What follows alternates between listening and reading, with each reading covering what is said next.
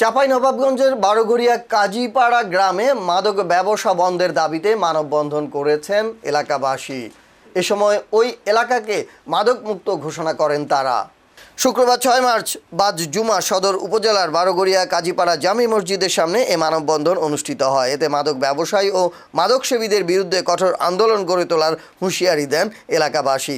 মানববন্ধনে স্থানীয় সাবেক ও বর্তমান জনপ্রতিনিধি, সমাজসেবক, ইমাম, মুসল্লি ও কাজীপাড়া গ্রামের বিভিন্ন বয়সী নারী পুরুষ অংশ নেন।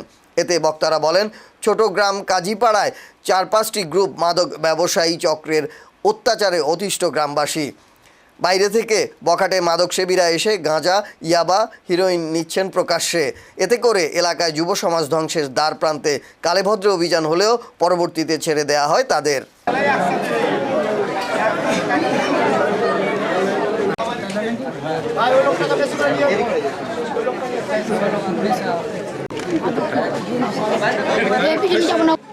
এইখানে কিন্তু এই ইউনিয়নের বিচারক মন্ডলী কাজীরাই আগে বিচারক করত। গাঞ্জা এবং জোয়া, এই মাদক সবকিছু বিক্রি হচ্ছে ওপেন। আগে তো গোপনে করতো, এখন রাস্তার ধারে ওপেনে করছে। এগুলো কিন্তু প্রতিরোধ করতে গেলে ওরাই হুমকি ধামকি, মারবো, কাটবো, ধরবো, আয়, মানে ওরা বড় পালোয়ান।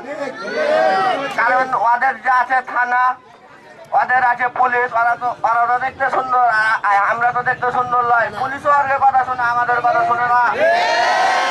কিন্তু এই হুমকি ধমকি এগুলো দিয়ে লাভ নাই।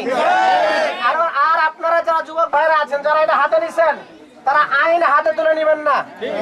আপনারা পাহারা দিবেন। যারা যেখান থেকে আসে, বাইরে থেকে যে সকল ভালো মানুষরা কিনতে আসে, ওদেরকে সালাম দিয়ে হ্যান্ডশেক করে হাতটা ধরে রাখবেন।